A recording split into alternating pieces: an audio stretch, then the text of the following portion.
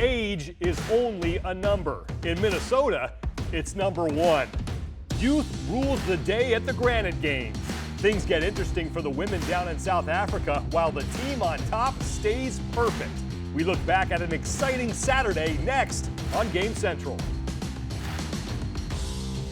Hi everybody, welcome to another edition of Game Central. I'm Sean Woodland with former CrossFit Games competitor and current seminar staff member Wes Pyatt. We break down day 2 of competition of week 2 of the 2021 Noble CrossFit Games semifinals. And for some of the athletes in the top 5 in both the Granite Games and the Fittest in Cape Town, there were some landmines lurking on moving day. Yeah, for sure, Sean. And we did see a couple of those landmines show up today for a couple of the top athletes. But I like to think of day 2 a little bit like the set of 15 on Fran. You're a little beat up going into it. The end doesn't seem like it's in sight. But if you can just push through that day 2, day 3, you're going to be looking pretty good. That's a really good analogy. Day 2 of individual competition is presented by the U.S. Army. What's your warrior? Find out more by visiting GoArmy.com.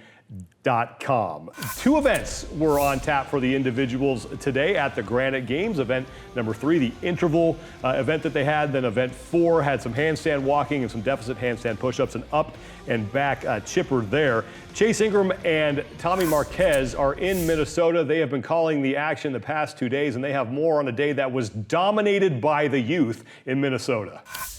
What an exciting day it has been on moving day, especially on the individual women's side. And it was a different story coming in than it did finish, starting with Alessandra Pichelli. Yeah, your overall day 1 leader, Alessandra Pichelli, one of these vets we expected to be inside the hunt.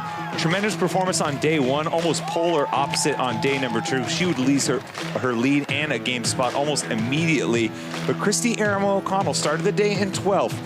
Would move up to 7th place overall into the second event on the heels of a top 5 finish.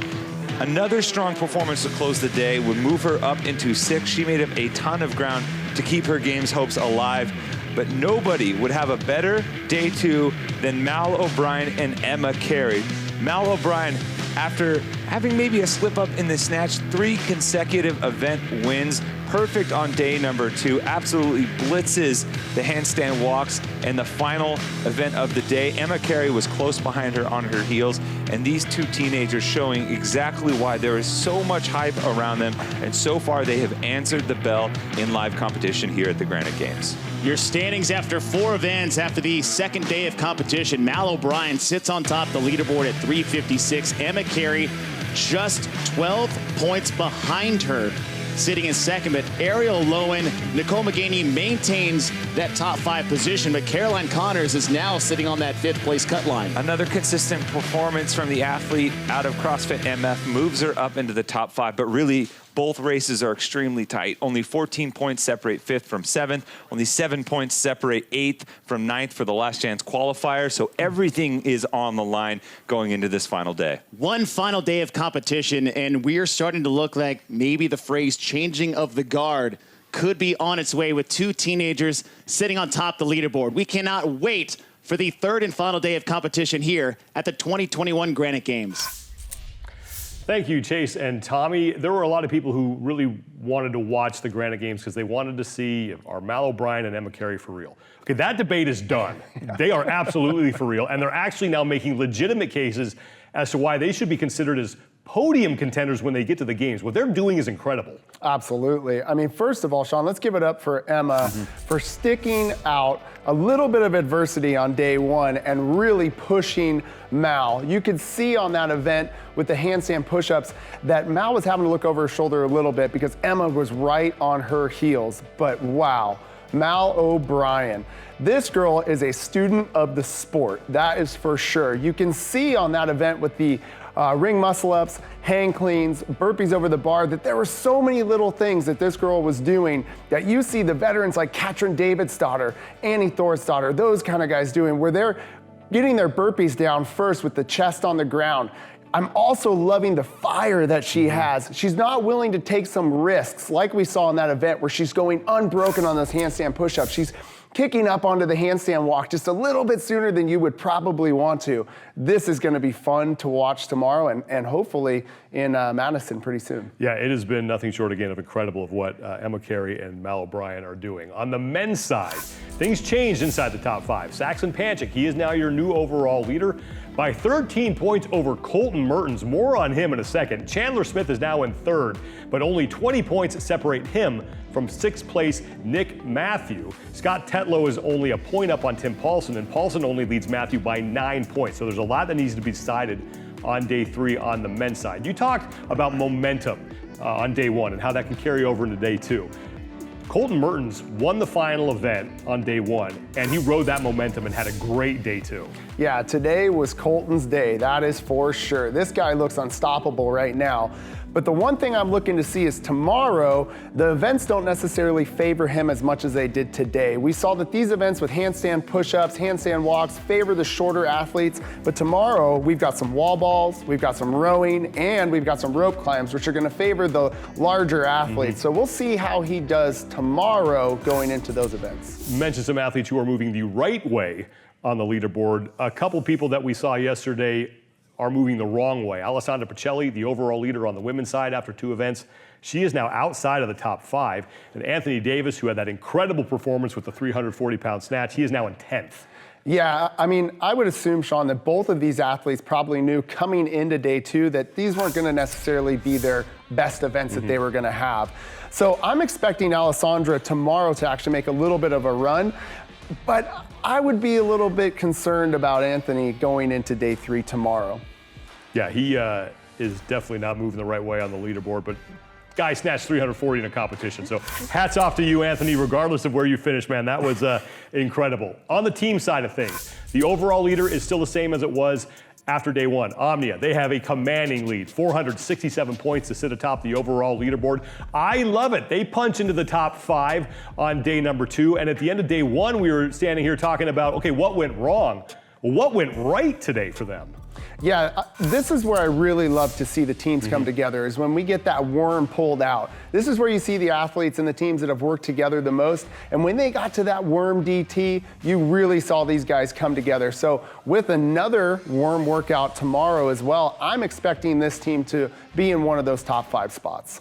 Team competition is sponsored by Ramwad. Improve your mobility and athletic performance with Ramwad. Visit ramwad.com for a free 7-day trial. What is the storyline that you will be paying the closest attention to on the final day of competition at the Granite Games? Yeah, for me, Sean, it's going to be the women's side. I'm looking for Christy Aramo O'Connell to make some moves and to get into that 5th place spot. I believe she can do it, and I'm almost confident that she will with the workouts that we see tomorrow. And I'm expecting Alessandra Pichelli to have a better day than she did today as well. With those rope climbs, we got rowing, and we know that that girl can rip on that rower tomorrow. So I'm looking for, on the women's side, both of those girls to make a comeback for sure. The Fittest in Cape Town is the other semifinal that is taking place. They are in South Africa, and we actually have a race in one of the divisions.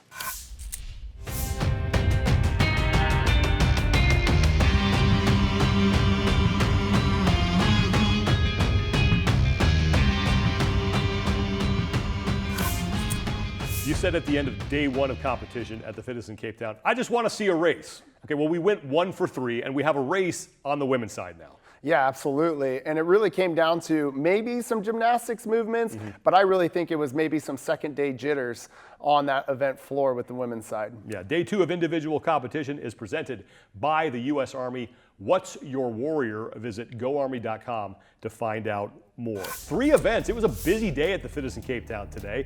You had legless Karen to kick things off, and then the double trap in events 4 and in events number 5. A lot of work down there in South Africa. And on the men's side, not much has changed. Jason Smith with a 52-point lead over Ruan Duvenage, although Smith is no longer perfect. He has now 2 second-place finishes to go with his 3 firsts.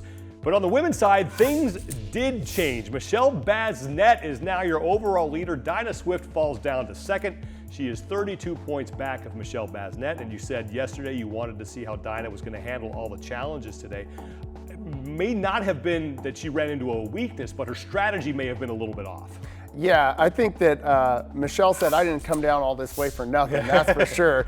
But really what it came down to was that second event, the double trap, and they call it that for a reason, because it started off with that assault bike. And I think that we saw maybe Dina had a little bit of second day jitters or really trying to hang on to that first spot, because we saw her come off of the bike first out of all of the female athletes in both of those events. And then right after that, we saw her failing some muscle ups. And on the second event, where I really expected her to do well with the dumbbell box stepovers, being that she does have a 5-inch advantage over Michelle, she came off that bike a little bit too early, and I think it just kind of blew her up going into that event. On the men's side, the big question you had was, how is Jason Smith, a Masters athlete, 36 years old, going to recover and handle day number 2? And I think the answer to that is he's going to recover pretty well. Yeah, I mean, we saw Sean 3 workouts today, and not only did he look amazing on all 3 workouts, but the second and third workout only had 2 minutes separating the two. So if there's any question on if this guy at 36 years old, Jason, please tell me what you're eating and doing to recover,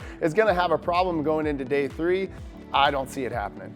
On the team side, nothing has changed. The Eikestad Mighty Oaks, they are still perfect. They are running the table. They have won all 5 events for a total of 500 points.